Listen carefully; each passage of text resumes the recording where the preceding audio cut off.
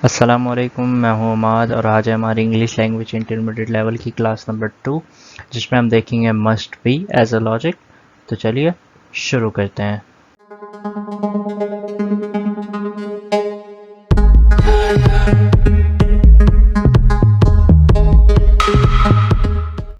अच्छा जी, सबसे पहले तो मैं ये बता दूं कि अगर आपने पिछली क्लास नहीं देखी है मस्ट एज अ लॉजिक की, तो आप सबसे पहले पिछली क्लास देख लें, वरना आपको ये क्लास जो है नहीं समझ में आने वाली, क्योंकि ये उससे लिंक है।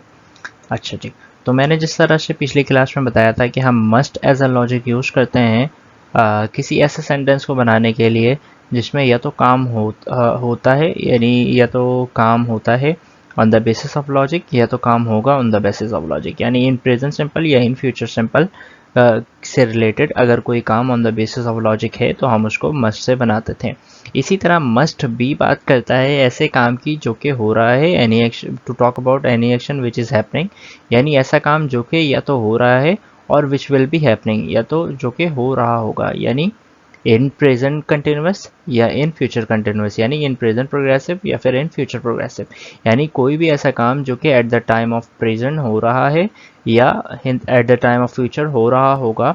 अगर हम किसी ऐसे सेंटेंस की बात करते हैं, कोई ऐसा काम जो कि प्रेजेंट में या फिर फ्यूचर में हो रहा होगा on the basis of logic, तो हम मस्ट बी को यूज़ करेंगे। यानी किसी ऐसे काम के बारे में बात करने के लिए जो कि या तो प्रेजेंट में हो रहा है या तो फ्यूचर में हो रहा होगा on the basis of logic, तो हम उसके लिए यूज़ करेंगे must be as a logic. बनाने का तरीका बहुत सिंपल है, subject plus must be plus verb के ing form plus etcetera. Negative में मस्ट के बाद नॉट आ जाएगा और इंटरोगेटिव में पहले मस्ट या फिर कैन लगा लें आप, सब्जेक्ट प्लस बी वर्ब के एनजी फॉर्म फिर एक्सेट्रा।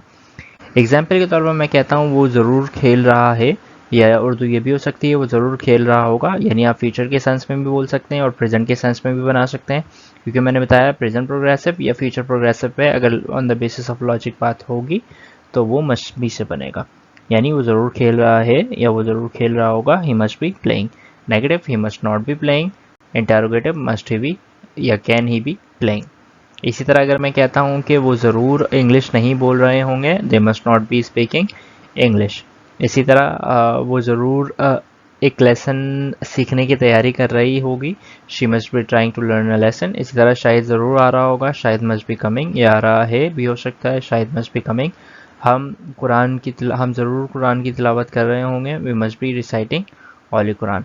तो इस तरह के जुमले जिसमें प्रोग्रेसिव की बात होगी जो कि प्रेजेंट या फ्यूचर में रहकर on the basis of logic होगी, उसको हम मस्ट बी से बनाएंगे। सिंपल। अगर कोई चीज़ नहीं समझ में आई आप कमेंट में पूछें, मैं आपको बिल्कुल बताऊंगा।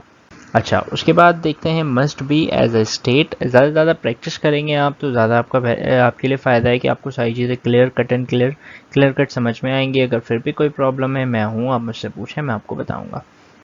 अच्छा, must be as a state के तौर पर भी हम यूज़ कर सकते हैं।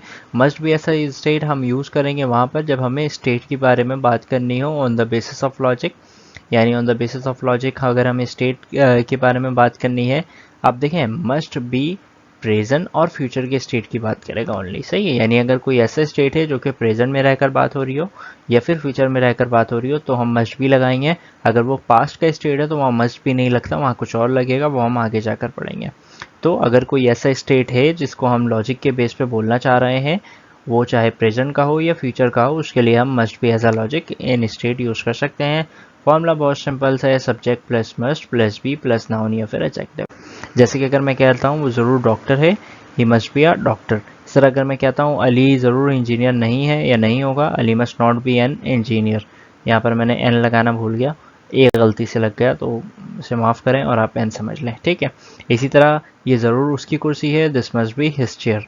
इसी तरह अगर मैं कहता हूँ अली का कलम ज़रूर टेबल पर होगा, अलीज pen must be on the table. तो सिंपल आप लोगों को बात समझ में आई कि हम मस्ट भी अगर एक्शन के तौर पे यूज़ कर रहे हैं तो प्रेजेंट प्रोग्रेसिव या फ्यूचर प्रोग्रेसिव के किसी भी सेंटेंस को हम on the basis of logic कहेंगे तो वो मस्ट बी से बनेगा। इसी तरह प्रेजेंट के स्टेट या फ्यूचर के स्टेट को अगर हमें on the basis of logic कहना है तो वो हम simple must be as a state से बोल सकते हैं। तो उम्मीद है ये क्लास आपको समझ में आई है। अगर आपको कोई भी प्रॉब्लम है आप मुझसे कमेंट में पूछें, मैं आपको बताता हूँ। ज़्यादा से ज़्यादा प्रैक्टिस करें, अगर आपको नहीं समझ में आया मैं और डिटेल में आपको बताने की कोशिश करूँगा, लेकिन उम्मीद है आपको समझ में आया। नहीं आया पूछें, बताऊँगा। मिलते हैं अगली वीडियो में, तब तक अपना ख्याल रखिएगा। अल्लाह हाफ़िज़।